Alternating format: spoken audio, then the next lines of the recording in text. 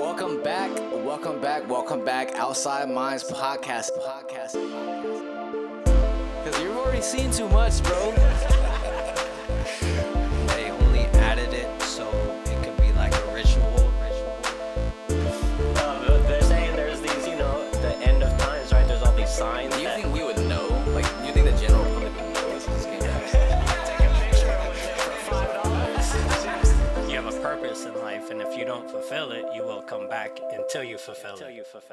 Welcome back, outsiders, to the Outside Minds podcast. I'm your host and creator, Stilo Free. This is the other host and creator, .420. and we got an amazing special guest that we met over Instagram. Her name is Naomi Wilder. She's a meditation and Kundalini teacher. She's been doing that for about 15 years. We're going to let her introduce herself and tell our listeners a little bit about who she is and where you can find her.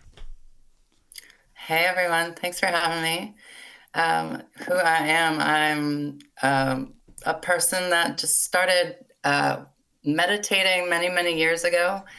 And by doing so, I started, entering other realms and other spaces and other frequencies. We love that. We love that. Yeah. That's the world we live in. Yeah.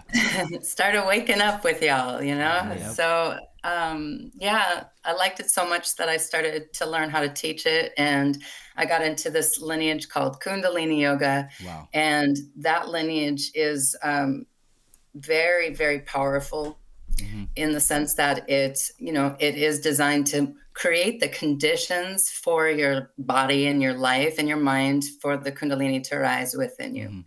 And that's where we'll start, I guess. Nice. Yeah, we I think I would post stuff about spirituality and Kundalini and stuff like that, and that's when we kind of started our discussion about that kind of stuff. And I had my own experience, and then when I told you, I think I've had the experience before. Like when I started researching it after it happened, I kind of started to realize that it was a Kundalini awakening I had, and there was something very that you told me that very stuck out a lot, and you were like, it's crazy to watch yourself dissolve in front of yourself. You know what I mean? And that's kind of what happened to me in my spiritual awakening. Can you talk a little bit about that and how that relates to ego death, or if that does, or anything like that? Yeah.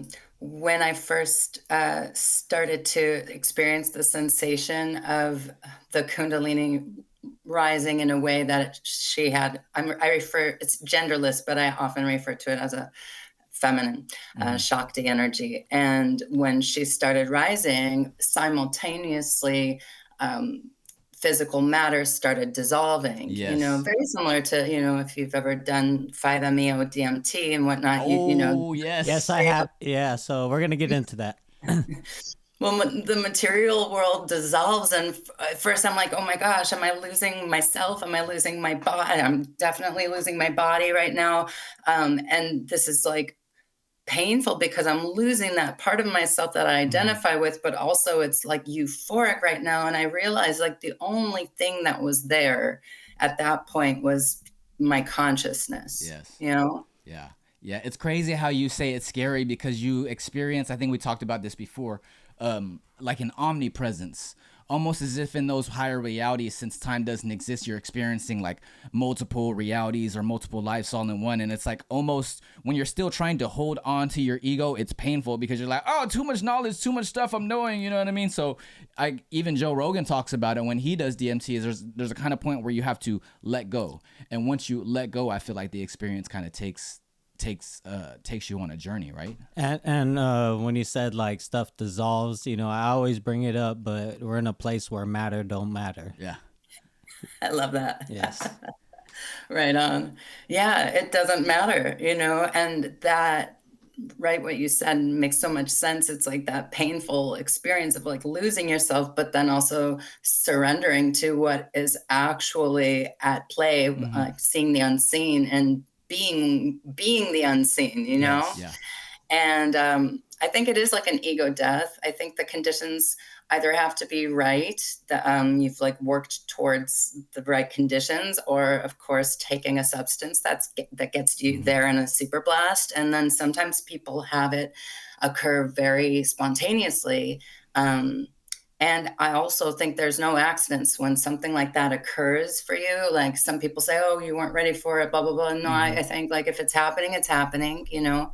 And, but it can, I mean, you go online and read about it, and like people are having a hellacious experience with Yeah. it, you know, Yeah. like tingles and heat and pressure and going crazy, you know, or they go to this other spectrum where they like have a God complex, like complete, like narcissistic explosion. You know? Yeah, it's like the exact opposite reaction you're supposed to have. You know what I mean? So I was getting into DMT because I had done mushrooms for a while, right? And then I came across some good DMT, and I was telling him about my experiences, and then I don't know if it was like a few weeks later or something, but that's when he had his experience without DMT, you know, and I could relate to him. So yeah. I think it's important about what you said about being aligned, because when I remember my experience, I do remember it was at a time where I kind of was just like getting over this relationship, and I was kind of looking at things more in a positive light, and I was kind of like more balanced. All of my 7 chakras and my energy centers and the emotions balanced or associated with those were kind of more balanced and in tune, and I think that's what gave way to be aligned, to have that awakening. And with that being said, you mentioned how people, you know, might use DMT or drugs to facilitate that awakening as opposed to doing it naturally. And I think the people that have like the hellacious experiences or see demons and stuff like that are because they're not aligned with how you're supposed to be aligned emotionally and with your chakras. Can you expand on that a little bit? Yeah, absolutely. Thank you for bringing up the chakras, because what the energy does when it's dormant, it's like in a coil, right? The word Kundalini, Kundal means lock of the hair of the beloved. And so it's this beautiful poetic metaphor of this energy, this dormant, innate energy that is, you know, the God source, like coiled within us. And then with Kundalini yoga, we practice a mixture of prana and apana, which is life force, prana, apana, which is heat or eliminative force. And the alchemy of those two forces stimulate the Kundalini to rise. But it's not just rising, it's going both ways, actually. Okay. And there's 2 main channels, the left channel, right, Ida and the Pingala, and then the main channel in the middle, the Shishmana, which she travels through. And each time she crosses at those vertices, she's moving through the center or the mandala, the etherion energy of each chakra. Yeah. Wow. And so she literally goes up through the spine, through these channels of energy, and visits the chakras. And when she gets to a point where there's a block, or like you said, not aligned, there will be some discomfort. There will be some physical sensations associated with that chakra that hurt, you know, and she's really just like getting your attention about something, you know. And in this Buddhist lineage that actually was where I had my awakening, in the Vipassana lineage that traces back to Gautama Buddha. Wow. We had like 5 minutes to be able to talk to the teacher, you know, because it's a 10-day silent thing. And I'm like, something's going on. I think my Kundalini is rising. Wow. Yeah.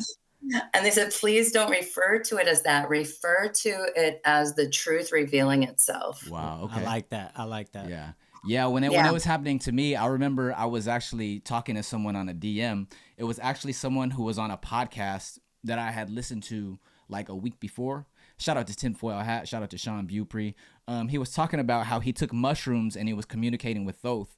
And then I started just researching ancient Egypt and Thoth, and I had all these synchronicities. And then when I started to have the actual experience, I remember describing to him like, oh shit, like the Matrix code is real. Like I saw reality breaking down in front of me. And it kind of felt like I was having like a stroke or something, because it reminds me back to what you were saying about losing your body. It's like my nervous system was like, I got the pins and needles everywhere until I kind of disappeared. And then I kind of like, I was laying down in my bathroom, and then I kind of went into like this, into this posture that I've never really done before. Like I've done the posture before, but even my legs even locked up. Like you're supposed to really lock them up in that. And I think it's called a lotus pose. And yeah, I saw like a silhouette of the same pose I was in, and I was like, oh shit, like this is enlightenment. You know what I mean? And it happened so spontaneous. You know what I mean? I was actually just smoking in my garage, and I was just thinking about all the stuff I was learning and how everything fit together. And then I was like, oh shit. That's like, when I started getting you into deeper stuff, right? Yeah. And I started to feel really weird. So can you let our listeners know a little bit how sometimes people can experience it spontaneously, and then how some people work towards it? Yeah, totally. Well, I'll start with how people can work towards it. You know, most yoga is intended to eventually have this happen in one way or another. Like asana, even is to just prime the body, to get healthy, to get clear. And then the Kundalini, as I mentioned, we work a lot with prana and apana. So you do those things and you start clearing out, you start aligning your chakras. They come online, so to speak, where the gifts associated with them, the energy associated with them come alive within you, and the chakras start spinning at a frequency that is in alignment, is in harmony with each other and within itself. And again, like at the heart of each chakra is ethron energy. Each chakra is a toroidal field. It's like if you Yep. look at the mandala, that's a two-dimensional depiction of a three, five-dimensional Yep. reality Yeah. inside of us. And so there's frequency, there's elementals, there's it's magic within us. And so if you're working with that, it's going to start flowing for you. And eventually you might have like a full blown awakening, but at the very least, you'll have stimulation of it, which will give you energy. It'll make you think awesome thoughts and, you know, just feel better. Mm-hmm. But if it happens spontaneously, a lot of times it will happen spontaneously for people, either they're around people that have it awakened within in them. And so that actually stimulates it in other people. It's kind of like magnets, Yeah, just, yeah. you know, recognizing the energy. Uh-huh. And then sometimes, okay, there's this really hilarious video out there on YouTube. It's an Australian man. He's like, beware of the Kundalini. And then it's all these people like shaking like crazy and doing like going into what you would refer to as a kriya. Trance, like a trance. Yes, it's that I forget the lineage of the church that it is, but that's real stuff. Yeah, you know, like absolutely. that's Yeah, man. Monks train all their lives. They take vows of silence. They take vows of celibacy and all that stuff. And you hear about it in the Western world. And when you're so attuned to Western culture, it comes off as weird to you. But when you start realizing and reading, you see that it all connects. You know, you talked about the 7 chakras, and a lot of people, you know, they'll try to say, you know, meditation is evil because, you know, they're kind of like coming from a Christian perspective. But they also don't realize that, you know, Christianity has a lot of mysticism in it as well. You know what I mean? They have the 7 virtues that relate to the 7 arcans that also relate to the 7 deadly sins that relate to the 7 chakras. You know what I mean? And the book of Revelation is actually, Revelation means reveal. So, you know, you have like the 7-headed beast, and that's about, you know, also Saint Michael killing the beast. It's, you know, these saints and you know, these archons that you're supposed to defeat is basically the same thing as balancing your chakras. And you know, when people come hardcore from one perspective and they don't open their minds to see the other perspective, they're missing out on such a higher teaching. You know what I mean? I know you said you are a Kundalini yoga coach. Is that different from Kriya yoga? it is. It's a different lineage. Okay. But we practice kriyas. The word kriya means like a specific sequence of action or an action that has a desired result. So you can do kriyas. A lot of times kriyas combine permutations of sound and breath. All of that it like gets us on a vibrational level high, but also and magnetic actually. But it also will serve to create the conditions for the alignment to happen. Nice. Can you, a lot of, like, I was talking a little bit more about people who see the world through a Western lens. And when you talk about yoga to those kind of people, they think it's kind of like just stretching, you know? Can you talk a little bit more about how more it's about lifestyle and balancing not only the physical body, but also the mental and spiritual bodies? Yeah. I think that the only thing scary about it is that you'll start to think differently, and like, you know, old habits, things that we're comfortable in our lives, that will start to, like, you know, get torn apart, or you'll be in cognitive dissonance about it. But that's really the only thing scary about it, because otherwise, we're all human, and yes, this all yoga comes from India.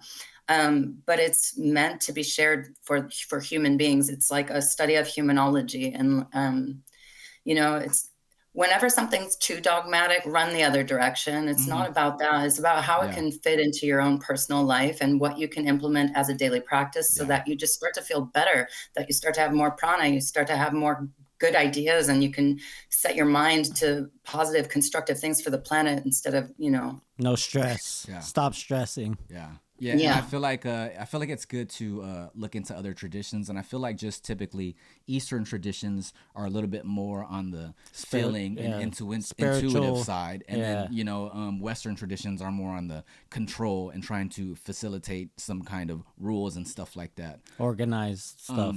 With that being said, I'm probably like 3/4 of the way through the autobiography of a yogi. It's Yogananda's autobiography. Have you read that? I have. I love that book. Yeah, they talk so much about how the Christian Gospels, talk a lot about the same teachings that you find in Kriya Yoga and Eastern traditions and stuff like that.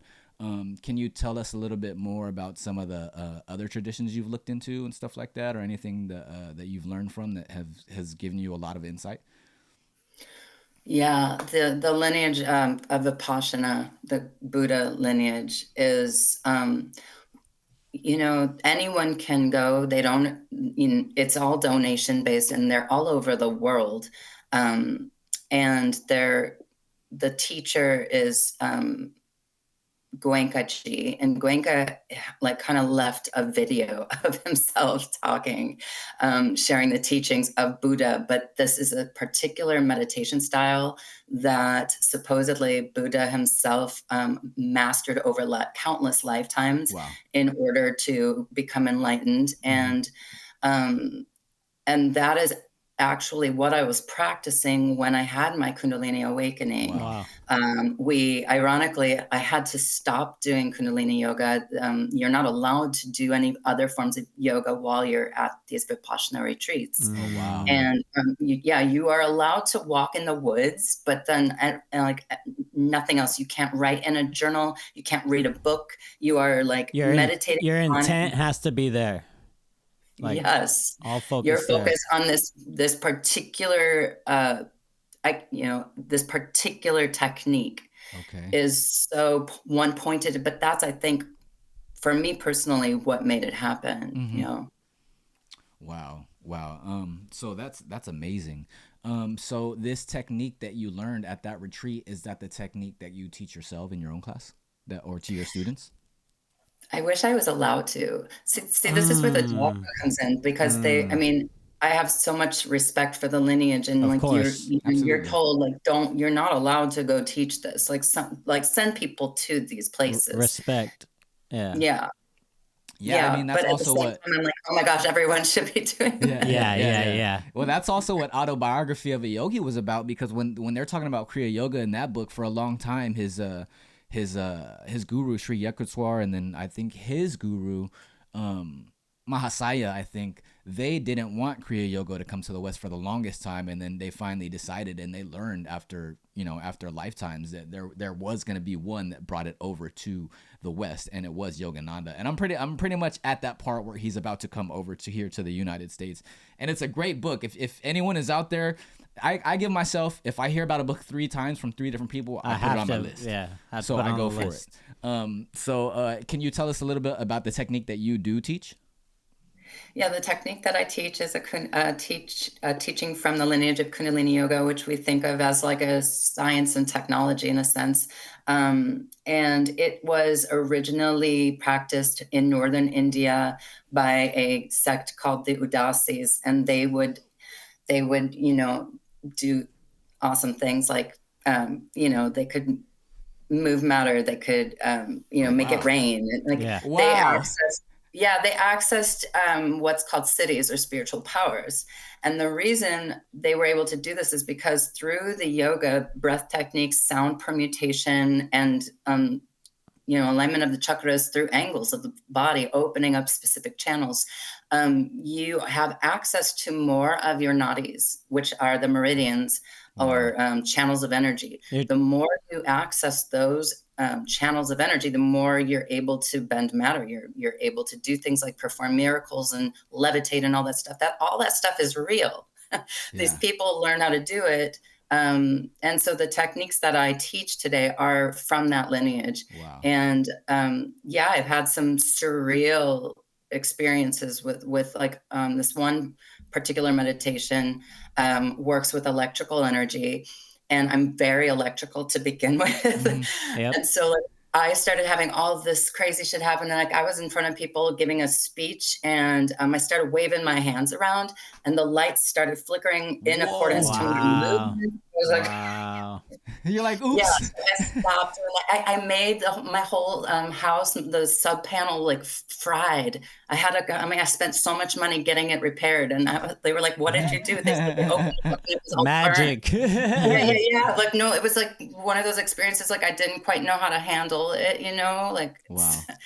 Do you ever see? where actually I really used a teacher at that point, and I didn't have one. So I'm like, I should stop this. Do you ever see those Yeah. videos of those people that are doing this and then they make leaves blow? Yeah, I follow some of those guys. Yeah. I think some of those guys are really legit. Some I think so, but most I'm like, bro, it's the wind is 20 miles per hour right there. Like, you caught a gust. But no, I believe that is possible for sure. Like, you can definitely bend energy and stuff in this life. I think also too, when you are trying to get to those higher levels of realization where you can access those kind of powers and stuff like that, you gotta have to it's like the classic God's will versus free will, matter versus spirit. You gotta kind of be aligned with the higher powers more. And when you're aligned to the higher powers more, you're not learning these things to show off or put on the internet. So I think that's why you don't see a lot of it. So, and a lot of people around are like, if they don't see it, they don't believe it. You know what I mean? Oh, definitely. Definitely. Yeah, thank you for saying that. There's actually people out there that have shared with me, like, don't talk about it. Don't even mention Kundalini. And I'm like, no, there's people that come to me like having symptoms and they need help. So like, let's normalize that. But at the same time, anytime ego gets involved, like it'll either shut down completely within you, or you'll see people using it for, bad purposes. Yep. And Yep. Yeah, I'm glad mine shut down with my trips. It broke me down into beyond dust, and it was great. Built me back up. So, beyond dust. I love that. so it sounds like healing is a part of some of your practices and some of your services. Do people ever come to you from just having maybe like a bad like DMT ceremony experience or anything like that? I know one of my friends that happened to, she went to like this ceremony and they kind of didn't run it right, and she was kind of like, she said she had to go to a shaman after a few months to really get her consciousness back right. Do you see a lot of those cases?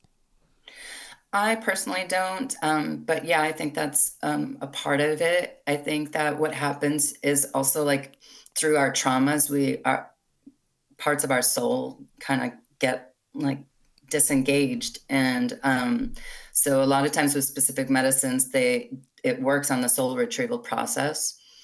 And I do see people come to me a lot with their symptoms, and I work, interestingly, since my background is in spiritual psychology, I work with this technique. It's called Gestalt.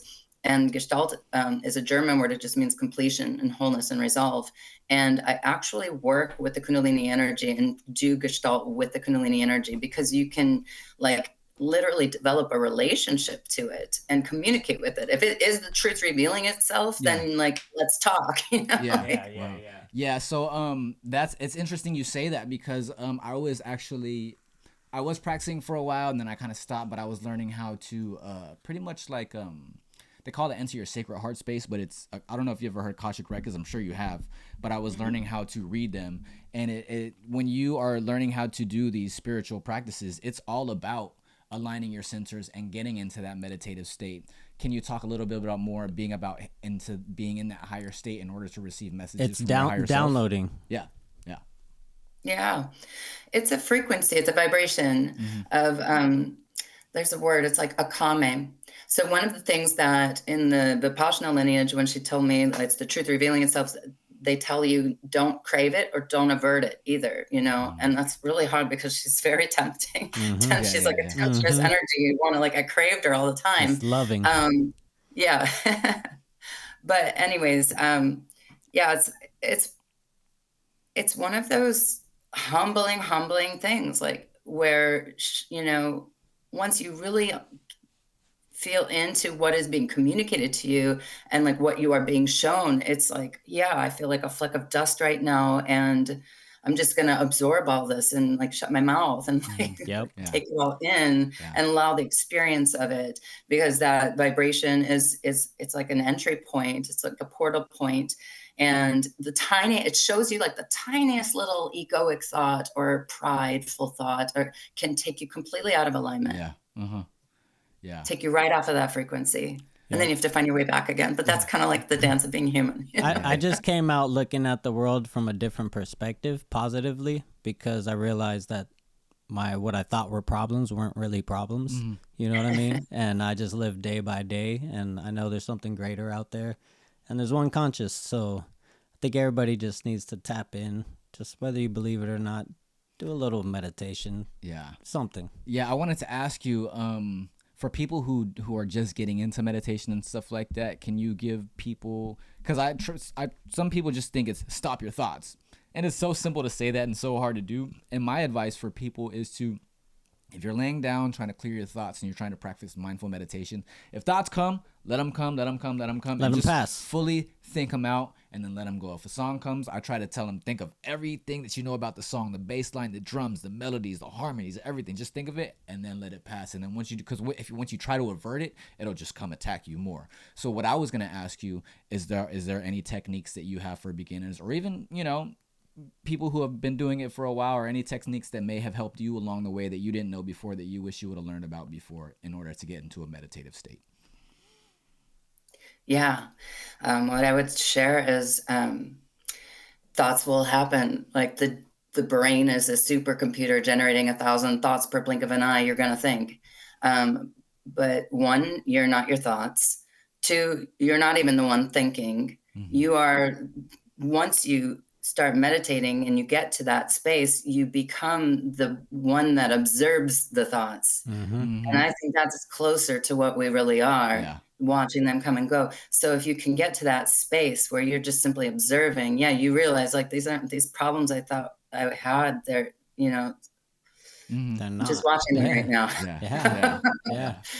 Yeah. So you opened the episode, you talked about how you were meditating and then you snap into like different realms and stuff like that. Can you talk a little bit about that? Maybe you have some lucid dream experiences or any astral telepathy experiences or anything like that? Yeah. Well, when I reach a theta state in meditation, I feel like where I go, I'm pretty clairaudient, so I start to hear things through the veil, and I start to really like just know things, spontaneous knowing, claircognizance. Yeah, clairvoyance. I had a lot of that after. It's claircognizance, where you just where it's just a knowing. It's not even. It's almost not a voice. It's almost just like an affirmation almost in your brain. It's hard to explain. Yeah. It's like a thought form immediately is there. Yeah, exactly. So do you do any channeling in your practice? I used to, and I feel like a lot of what I actually channel now is just my own, like, your own soul, higher self, higher power, soul, whatever, and I do work with dreams. I ask my dreams open-ended questions at night. I think Dream Realm is a great way to kind of get to know yourself better and know what else is out there. And Dream You is hilarious, so we'll like kind of you can work. Dream You will use your sense of humor and like all the codes and the symbols like that mean something to you personally. I'm totally into that stuff. I forgot the question, but and you do dream interpretation yourself, right? For some of your clients and stuff like that. Yeah, I love talking about dreams. I love interpreting my own dreams. Somebody, when I was 18 years old, which was a very, very, very long time ago, taught me this technique of writing a question in a journal before you go to bed and then waking up. And it doesn't matter if you think the dream had nothing to do with, you write it down. And then you start to see, oh my gosh, I can totally communicate with myself, and future me is communicating.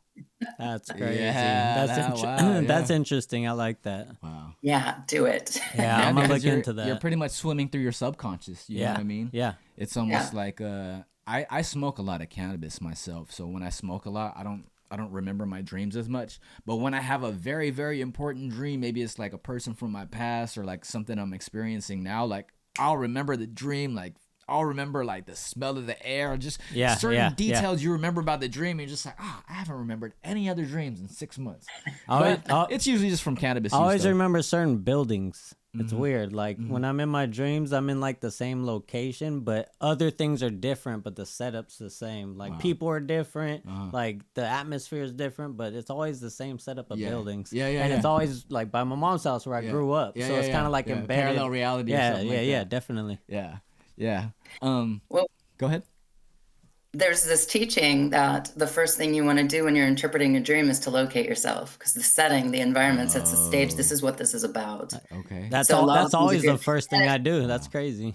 And if it's like close to my dream, close to the home I was growing up in, but not exact, like it's that, you know, it's your subconscious version of that, you know? Definitely. Wow. It's interesting. Yeah, it's super interesting. Yeah. Your dreams will tell you a lot about yourself. And it's kind of like tarot cards, because it's telling yourself stuff from your subconscious that you already know. So it's affirming stuff for you that you just either didn't want to pay attention You're to, blocking or it out. you just didn't want to admit yourself. Yeah. You know what Yeah, I you're mean? blocking That's it the way I out, see yeah. for sure. So the card's like here in your face. Yeah, exactly. Your exactly. conscious is unfiltered. Yeah. Totally. Yeah. Yeah. And when we sleep, our ego's asleep, you know, it's kind of like Exactly. and it's like an uninhibited realm. So anything's possible. Yeah. Well, it looks like we're almost out of time. We're on Zoom today, so it's showing us that we have 2 minutes left, but it was an amazing conversation with the Naomi Wilder. It's amazing to have a conversation with you. Is there anything you want to leave with our guests and our listeners just on the way out? Just start meditating if you don't already. Just give it 3 minutes. Yes. 3 minutes a day. It's like you start with 3 minutes and grow from there. And there's no right or wrong. Like just watch your breath go in and out and watch the thoughts. Watch them. Nice. They're weird as fuck. Just watch them. Yeah, they are. Yeah, crazy things will start happening to you in life. You'll start having synchronicities. Things will just line up.